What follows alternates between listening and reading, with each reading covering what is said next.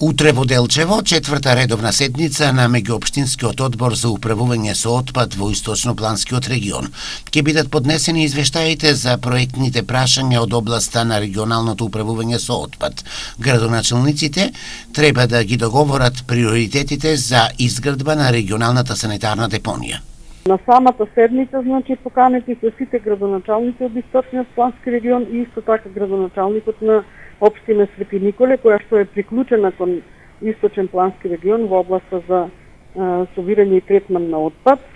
Инаку предвидени се 6 точки на дневниот ред, помеѓу кои, како најважни би ги истакнала точките предлог локации за регионална депонија и претоварни станици за отпад, кои што ќе бидат дискутирани во рамките на проектот, како што напоменавте и вие, подготовка на проектни студии, проектна и тендерска документација за воспоставување на интегриран и финансиски самоодржлив систем за управување со отпад во Источен и Североисточен регион.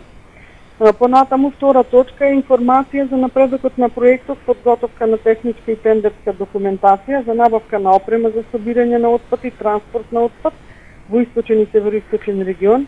Четврта точка – информација за напредокот на проектот, подготовка на техничка и тендерска документација за затворање на несоодветни депонии и диви депонии за Источен и Североисточен регион.